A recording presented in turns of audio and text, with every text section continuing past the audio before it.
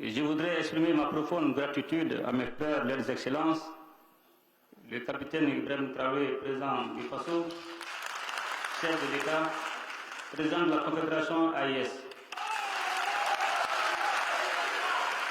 et le général d'armée Abdraman Chani, président de la République du Niger, chef de l'État, pour la qualité de leurs apports à nos travaux.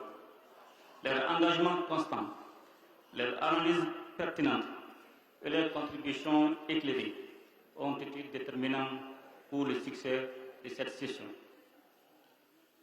La richesse de nos échanges nous a permis de revisiter l'ensemble des actions réalisées dans le cadre de la mise en œuvre de la feuille de route de l'an 1 de la Confédération que nous avons définie de manière collégiale et d'esquisser avec clarté la responsabilité et les perspectives à venir dans le domaine de la défense et de la sécurité, du développement et de la diplomatie, tant au niveau régional qu'international.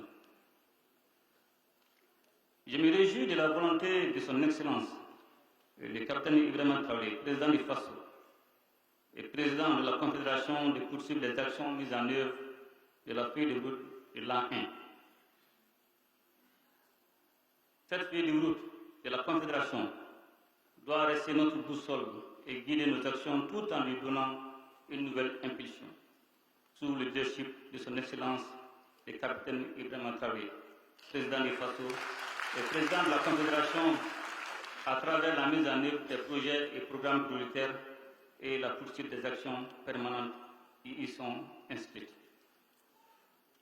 Notre Confédération est aujourd'hui une organisation intergouvernementale dotée d'acquis majeurs, une architecture de défense collective opérationnelle, une dynamique d'intégration économique en construction et une action concertée en matière diplomatique. L'AES est désormais une réalité politique et géopolitique dont la voix compte sur la scène régionale et internationale. L'ancrage profond dans les réalités sahéliennes fondé sur les aspirations de nos populations, notre solidarité, notre héritage culturel, notre sens du sacrifice, notre résilience collective, ainsi que l'accompagnement constant de la jeunesse sahélienne et panafricaine nous a permis de faire face à de nombreux défis, en particulier en matière de sécurité, de lutte contre le terrorisme et de développement. Excellences, Messieurs les Présidents, Mesdames et Messieurs, distingués invités, les succès enregistrés par nos forces de défense et de sécurité dans la lutte contre le terrorisme confortent pleinement notre choix historique, celui de prendre en main notre propre destin et d'affirmer notre souveraineté pleine et entière. Je tiens à les rendre un vibrant hommage pour leur action quotidienne sur le terrain, action parfois menée au prix du sacrifice ultime pour préserver l'unité et l'intégrité de nos territoires ainsi que le bien-être de nos populations. Aujourd'hui, nous pouvons le dire avec force, la paix a changé de camp. Les terroristes sont traqués jusque dans leur dernier retranchement, en dépit des appuis persistants dont ils bénéficient de la part des sponsors internes et externes.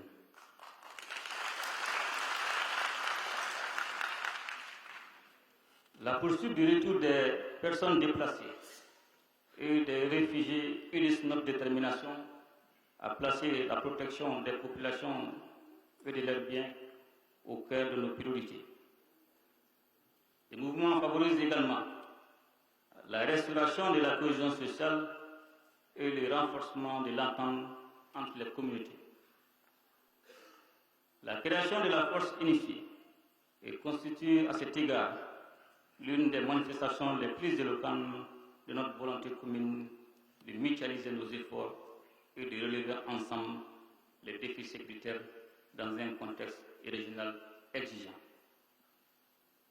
Je voudrais, à cette occasion, réitérer mes remerciements aux pays amis coopération et leur soutien multiforme à la paix, à la sécurité et à la stabilité de notre espace confédéral.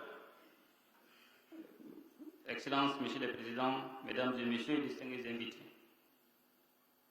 Sur le plan du développement économique et social, en plus de la définition des politiques et programmes communs, des résultats concrets ont été enregistrés. Nous venons de procéder à l'inauguration et au lancement de plusieurs outils structurants pour le développement et la communication au sein de notre espace, notamment la Banque confédérale, la télé de l'AS. Ces instruments vont contribuer sans nul doute à renforcer notre souveraineté financière, à promouvoir notre identité culturelle et à valoriser notre vision commune sur la scène africaine et internationale. Le plein aboutissement de ces initiatives appelle à un espace libéré de toute entrave à la circulation des personnes et des biens. Objectif désormais en voie de réalisation au sein de l'AIS, matérialisé par la mise en circulation du passeport et de la carte biométrique AIS. Excellences, Monsieur le Président, Mesdames et Messieurs, distingués invités, les protocoles additionnels relatifs aux piliers défense et sécurité, diplomatie et développement, ainsi que le protocole additionnel relatif aux sessions confédérales des parlements dont nous venons de procéder à la signature complète notre architecture institutionnelle. Les instruments juridiques vont certainement renforcer la cohérence de nos actions, améliorer leur mise en œuvre et permettre une prise en charge efficace des préoccupations de nos populations, notamment grâce à l'implication active des députés confédéraux. Excellences, Monsieur le Président, Mesdames et Messieurs, distingués invités, permettez-moi de féliciter mon successeur, Son Excellence le capitaine Ibrahim Traoré, pour le choix porté sur lui pour me succéder à la présidence de la Confédération. Son engagement et sa détermination, que nous saluons, constituent des atouts majeurs pour la poursuite des objectifs de l'AIS.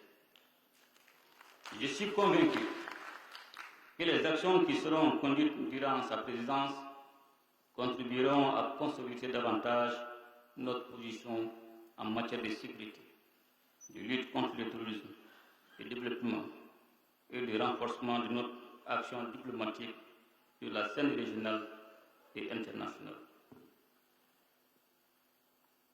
Je souhaite plein succès à mon frère, Son Excellence, le capitaine Ibrahim Traoré, président du FASO, dans sa mission. Et je l'assure de notre accompagnement constant pour la réalisation des objectifs de la Confédération. Excellences, Monsieur le Président, Mesdames et Messieurs, distingués invités, l'AS poursuit sa marche résolue vers l'émancipation et la prospérité. Notre vision commune s'affirme, nos institutions se consolident et notre coopération s'intensifie.